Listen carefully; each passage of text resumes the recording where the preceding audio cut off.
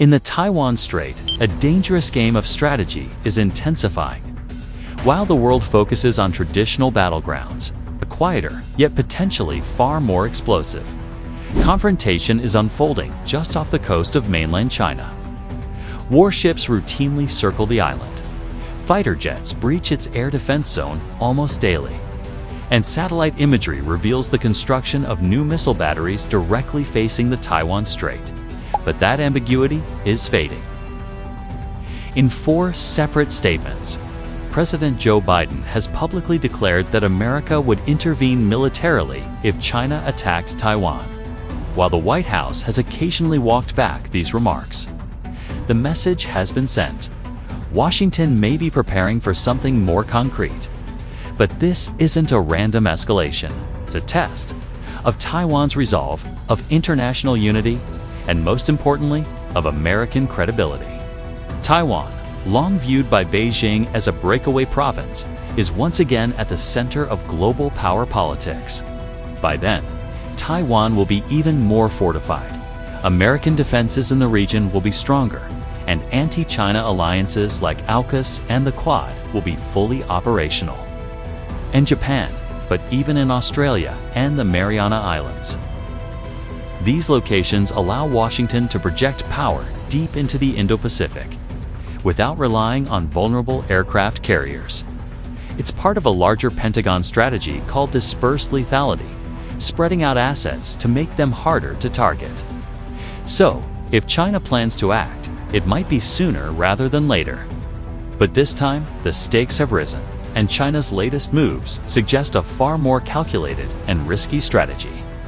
It's investing in asymmetric warfare, smaller, more agile weapons that can inflict serious damage on a larger invading force. That's the tightrope the US is now walking. Anti-ship missiles, mobile rocket systems, and sea mines are being deployed with one goal: to make an invasion unbearably costly for China. And the limits of power. The next move could determine the future of the Indo-Pacific and perhaps reshape the global order itself. That calculation could prove catastrophic because in geopolitics, especially at this level, misreading your opponent can lead to irreversible consequences, but also the likelihood of a US naval blockade. Cyber strikes and long-range missile responses from Pacific bases like Guam and Okinawa.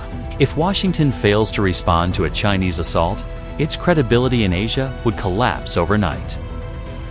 Allies like Japan and South Korea would question US commitments, and in the broader struggle against authoritarianism, America would lose a key front. In April, Taiwanese infrastructure was hit with sophisticated malware traced back to state-sponsored Chinese hacking groups. Meanwhile, US cybersecurity forces have begun quietly countering these operations, signaling that cyber warfare is no longer theoretical. It's already underway. New legislation aims to treat Taiwan almost like a de facto ally, increasing arms sales, training, and intelligence sharing.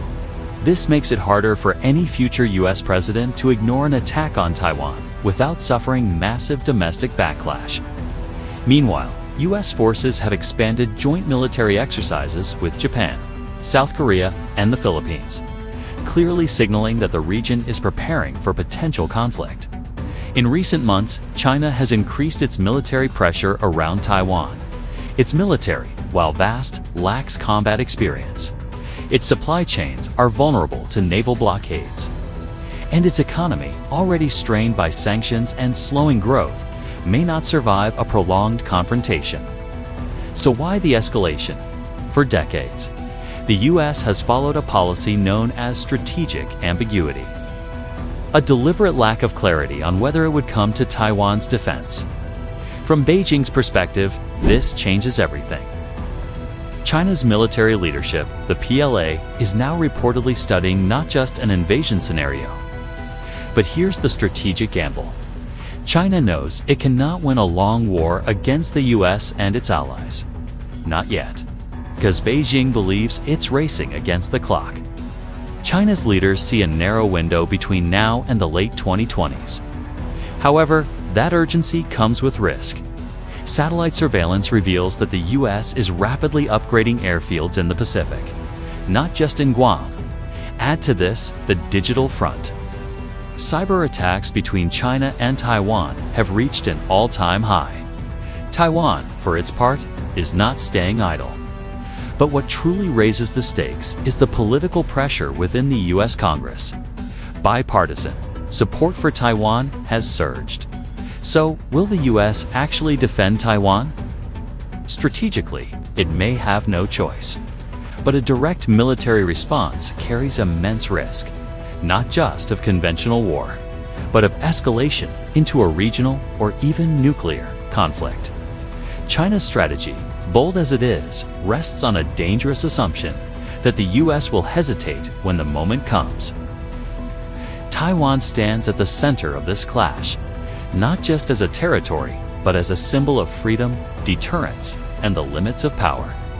The next move could determine the future of the Indo-Pacific, and perhaps reshape the global order itself.